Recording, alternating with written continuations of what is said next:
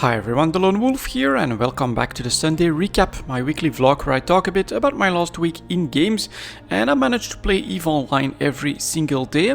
I would say I've played an average amount of EVE Online, focusing mostly on exploration and testing in the first part of the week. So we took out the Skybreaker, took a look at what that frigate can do now that it's been buffed and that the Vorton projector hits 10 targets at the same time from a single shot.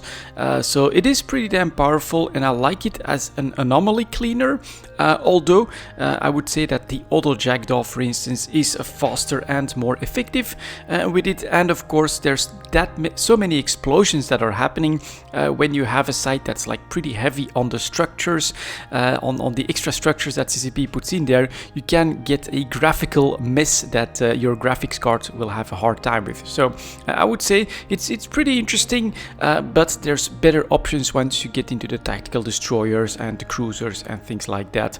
So it's a fun little side project, but other than that I don't think I plan to use it all that often. I am training into the cruiser and into the battleship. I still need to do a lot of work there.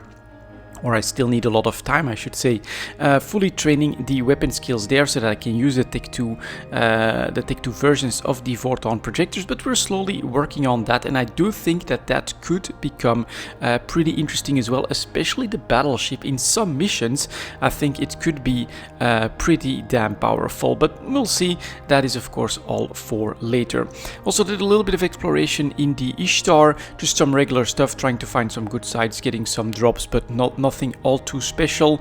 And then in the second part of the week I actually went back to Iona, to Galente space, and did some more mining there, just grabbing some extra resources, putting them all in a station ready to be compressed and moved at a moment's notice, which I don't think I'll need to do that anytime soon. But CCP did come out with the announcement, of course, that the end of the resource crunch is coming, and that in the fourth quarter this year CCP is going to basically make the turnaround into more plentiful resources, which will then hopefully mean a recovery for industry as well. And that is when all of the resources that I'm gathering now for minerals could become more valuable. That is a little bit of a gamble, but the one that I'm taking is that CCP is not just going to increase the availability of Tech 1 minerals. There's really, in my opinion, not a real need to do so, but there is going to be the rebalancing of the mining ships. Perhaps yields will go down. I'm not sure how that is going to work. But on top of that, I think that the real bottlenecks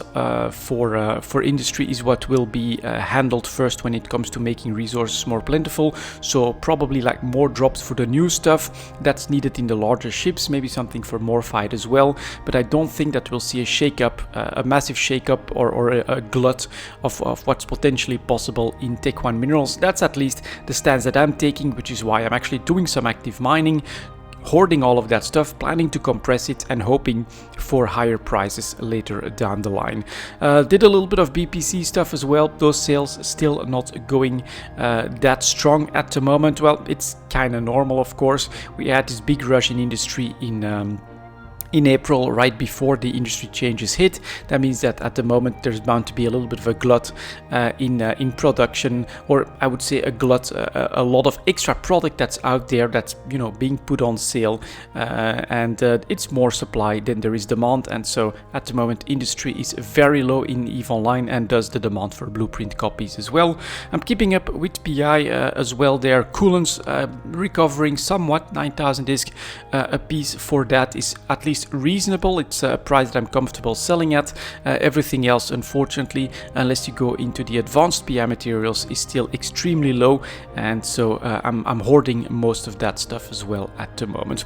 Overall, I had a pretty good time in EVE Online last week, and yes, CCP is starting to come out with some news on changes that they're planning for the game later down the line for this year. So yeah, let's get prepared for all of that stuff, and that's my current take on playing EVE Online. Next up, I also played a little bit more Tainted Grail, just going through the motions, trying to unlock some of the characters that I still need to save, basically continuing the storyline there.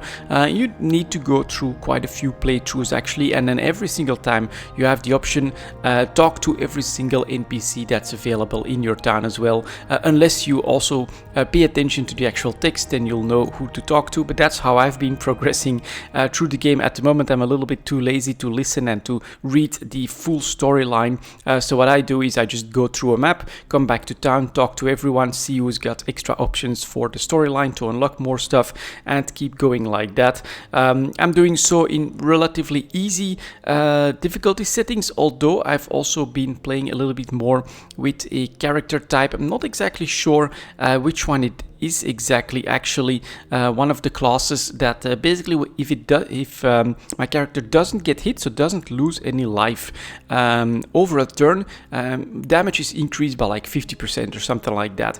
Actually very powerful, because we can get a lot of reduced cost of cards, and I can get a very nice train going that once you get a couple of runestones that, for instance, increase your damage for every card played in a turn, you can get some pretty damn crazy numbers. Definitely a fun class that for harder stuff is probably stronger than, I believe it is the Pathfinder, the bow character, where you can get a huge amount of damage, but the defenses are not that strong. And so overall, very interesting.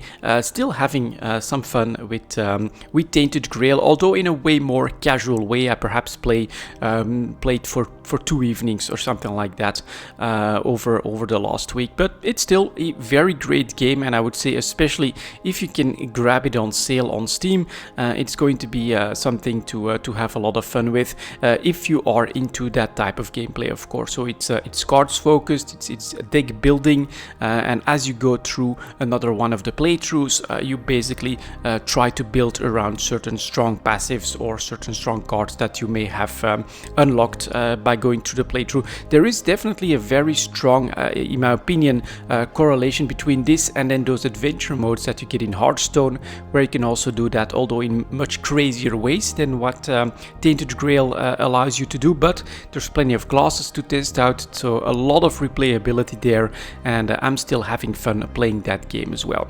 And that was basically my last week in games, guys. Thank you very much for watching, and as always, I'll see you next time.